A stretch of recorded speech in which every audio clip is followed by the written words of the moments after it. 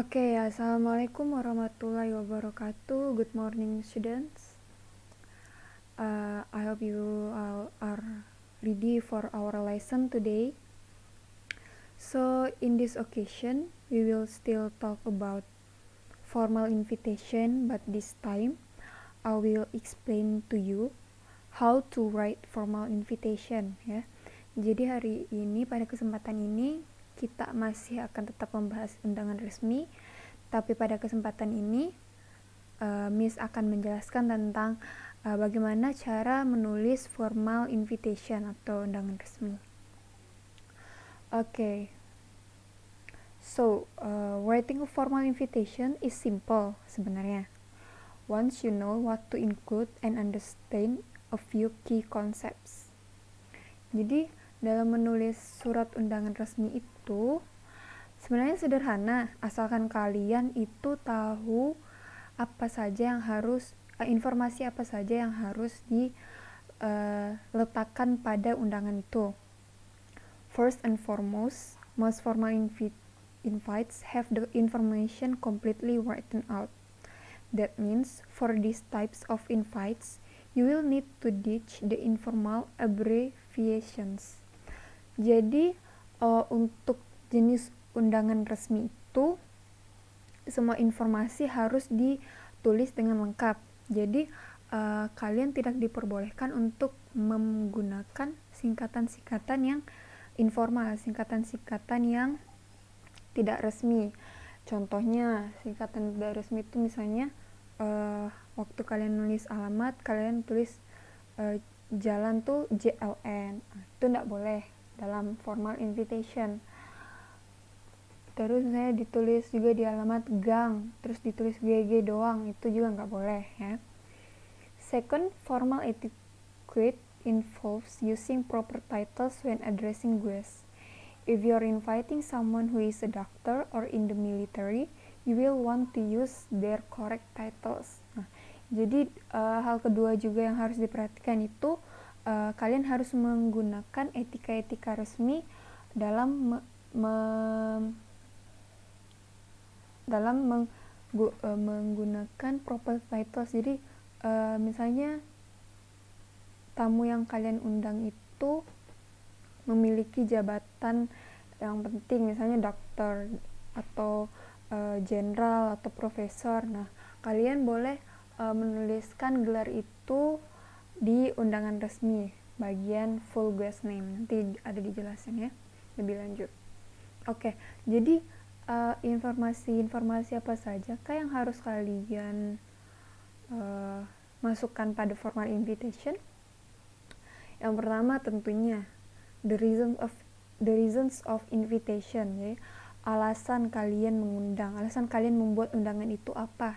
Jadi misalnya kalian ingin menyelenggarakan pernikahan, atau misalnya undangan itu dibuat karena kalian ingin merayakan anniversary, perayaan hari jadi kesekian di kantor kalian. Jadi itu tuh tentunya harus dimasukkan ya di undangan yang kalian buat. Kalian tujuan membuat undangan itu tuh untuk apa. Nah, for example, in a graduation party, you can use phrase like this. Contohnya, kalau misalnya kalian menyelenggarakan acara kelulusan, kalian menggunakan kata-kata seperti yang tertera di layar, yaitu please join us for a graduation party celebrating Natalie Watson. Ayo bergabung bersama kami untuk merayakan pesta kelulusan dari Natalie Watson. Next, who is hosting? Jadi kalian dalam undangan resmi itu harus memasukkan atau memberitahu detail informasi tentang siapa yang mengundang di undangan itu. It should be immediately obvious who is hosting the event, so put the host details at the top of invitation. Include the full names of the host, including their middle names. Jadi ini tuh merupakan salah satu komponen penting ya yang harus ada di dalam formal invitation, dan biasanya itu terletak di bagian atas kartu undangan. Nah, bisa berupa nama perseorangan, yang mana jika berupa nama perseorangan berarti kalian harus lengkap menulis nama lengkap dari yang menyelenggarakan acara itu siapa. Atau bisa juga misalnya dari perusahaan yang mengundang, jadi kalian harus include, memasukkan logo perusahaan dan nama perusahaan kalian di situ. Nah, tapi kalau misalnya yang biasa ditemukan dalam acara pernikahan itu, undangan acara pernikahan itu kan berarti yang menyelenggarakan acara pernikahan itu adalah lebih dari satu keluarga kan. Nah, jadi kalian bisa menggunakan kata-kata seperti ini: together with their families, Peter John Smith and Anna Louise Thompson invite you to their wedding. Nah, together with their families ini maksudnya both Peter John Smith and Anna Louise Thompson's families invite you to the wedding of Peter and Anna. Nah, jadi itu lazimnya digunakan untuk acara pernikahan, undangan acara pernikahan. Kalian akan menemukan yang seperti ini. Okay, next, full guest names. You have to write the full names of all invited guests. Ya, jadi kalian tidak boleh memakai nama panggilan atau inisial dari nama yang kalian undang, dari nama tamu yang kalian undang, kan? Untuk menghindari adanya kesalahan atau kemiripan nama panggilan. Nah, jadi kalian juga harus make sure to double check the spelling for every guest name. Dan di sini sudah dituliskan contoh-contoh ya, cara penulisan nama tamu itu kayak seperti apa. Misalnya kalian mengundang pasangan suami istri ya. Jadi kalian cukup menuliskan Mr. and Mrs. Brown. Kalian tulis Mr. and Mrs. terus pakai last name-nya, nama terakhir dari yang kalian undang, Mr. and Mrs. Brown. For couple with different last name, jadi misalnya kalian mengundang pasangan tapi memiliki nama terakhir yang beda, kalian bisa menuliskan nama lengkapnya. Atau kalian cuma mengundang seorang individual saja, kalian tulis juga nama lengkapnya. Pokoknya hindari menggunakan nama panggilan atau nama inisial ya. Atau bisa juga kalian memasukkan profesi dari tamu yang kalian undang. Contoh, yang kalian undang itu berprofesi sebagai profesor. Jadi kalian tulis di situ namanya to Profesor Albert Wijaya, atau yang or to Dr. Julia Smith. Next, in writing formal invitation, of course ya, you should write the date, time, and place of the event held. Jadi sebuah undangan yang proper, undangan yang bagus itu pastinya harus memasukkan informasi ini ya, karena bagaimana kalian menyelenggarakan acara tapi kalian tidak memberitahu tamu kalian kalau acaranya itu diselenggarakan jam berapa, hari apa, dan di mana ya, nanti bingung yang tamunya mau kemana. Nah, di sini sudah ada dituliskan contoh-contoh penulisan tanggal, alamat, dan jam yang tepat seperti apa. Seperti tadi yang sudah dijelaskan di awal, alamat itu harus ditulis dengan lengkap tanpa menggunakan singkatan untuk menghindari adanya misinterpretation dari tamu yang kalian undang. Nah, in writing time also, you need to write it clearly, whether the event is held at noon, afternoon, or night. Jadi kalian jangan cuma tulis jamnya itu 3 o'clock. Nanti tamunya bingung, 3 o'clock ini jam 3 pagi atau jam 3 sore kan. Nah, itu, atau misalnya juga kalian cuma tulis 7 o'clock. Nah, nanti yang tamunya bingung, ini 7 o'clock pagi atau 7 o'clock malam kan.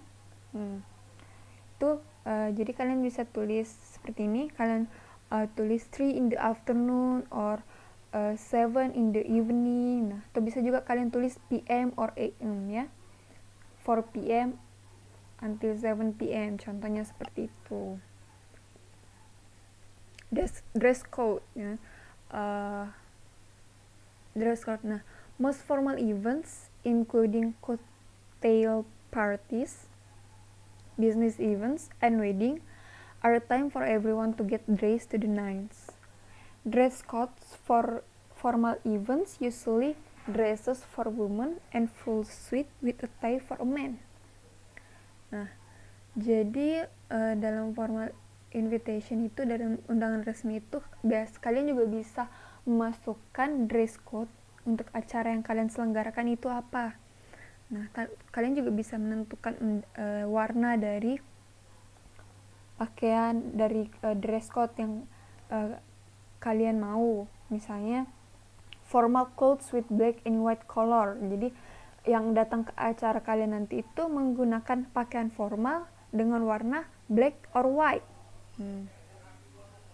Jadi ini tuh untuk menghindari tamu kalian datang, misalnya tamu kalian nanti bingung kan mau pakai pakaian apa ke acara kalian, terus tahu-tahu dia pakai sandal jepit sama baju kaos. Nah, itu nanti tidak sesuai dengan acara yang kalian selenggarakan, tipe acara yang kalian selenggarakan.